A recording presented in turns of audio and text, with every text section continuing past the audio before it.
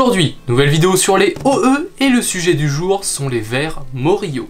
Les vers de Morio sont en réalité des larves de coléoptères qui sont assez utilisées en terrariophilie comme nourriture pour lézards. Mais ici il n'est pas du tout question de les donner en pâture aux Pogona. Il faut savoir que ces vers, qui ressemblent quand même vachement à des vers de farine taille Ititzel, peuvent vivre toute leur vie sans arriver au stade imago ou stade adulte si vous préférez. C'est un peu comme l'adzolote, mais si, voyons, l'adzolote, vous connaissez sûrement, c'est ce petit amphibien qu'on retrouve énormément en animalerie, et t'as toujours l'impression qu'il est en train de te faire un grand sourire. Mais attends, tu es en train de nous dire que les axolotes que l'on trouve en animalerie sont en fait des larves? Eh bien oui, les axolotes que vous voyez en animalerie sont en réalité au stade larvaire. Le stade adulte, quant à lui, est terrestre, mais il est assez difficile à obtenir. Car il faut en fait passer par de nombreuses étapes assez, on va dire, pointilleuses pour y arriver. Mais bon, revenons sur nos vers. Contrairement à l'axolote, les vers de Morio ne peuvent se reproduire au stade larvaire. Seuls les individus adultes peuvent se reproduire. La problématique est donc la suivante. Comment transformer ces larves en adultes alors qu'elles peuvent passer toute leur vie sous forme larvaire? Et bien voici le sujet de cette OE. Nous allons transformer ces larves en adultes. Il faut savoir que ces larves ne peuvent ou ne veulent pas se transformer en nymphes s'il y a d'autres individus aux alentours.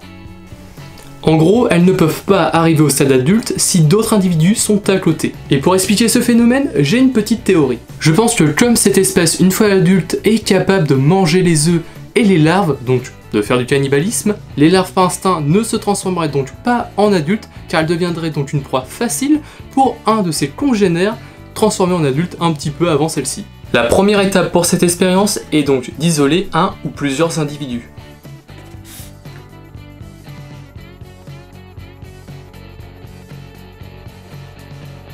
Pour la deuxième étape, nous allons reprendre l'exemple de l'axolote. Il faut savoir que pour transformer un axolote du stade larvaire aquatique au stade adulte terrestre, il faut rendre le milieu défavorable et stressant pour la larve. Une de ces étapes consiste, dans un grand laps de temps, à réduire petit à petit la hauteur d'eau du récipient dans lequel est maintenu l'axolote. L'axolote, pour survivre, n'a donc pas d'autre choix que de se métamorphoser en adulte terrestre s'il veut survivre et être mieux adapté à son nouveau environnement. Pour notre ver de Morio, eh bien c'est pareil, il va falloir rendre son milieu peu adapté à la larve. Eh bien ceci est assez simple, il suffit de ne plus rien mettre dans le récipient et de ne donner ni eau ni nourriture. Je vous rassure, ces vers sont adaptés à ce type de processus.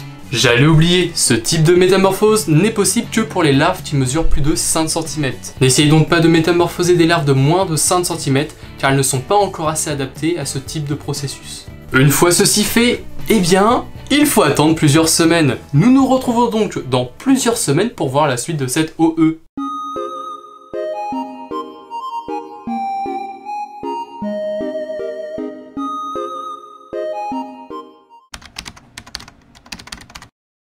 Cela fait plus d'un mois et demi. C'était un petit peu long. Pendant ce temps, nos vers de Morio sont passés au deuxième stade, le stade nymphal. J'apprécie énormément ce deuxième stade, car on peut déjà entrevoir la future forme de notre ver. On dirait vraiment un petit alien.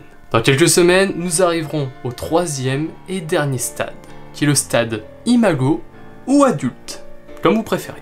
En tout cas, je sais pas vous, mais cette forme me fait énormément penser au Pokémon Conconfort. Il y a quand même une petite ressemblance. On se retrouve donc à nouveau dans quelques semaines. Je crois que c'est la première fois qu'il y aura deux transitions dans une vidéo.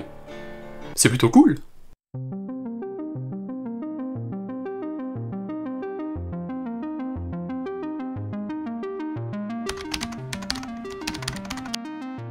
Voilà 2 semaines et demie, voire 3 semaines, que les vers de Morio étaient au stade nymphal.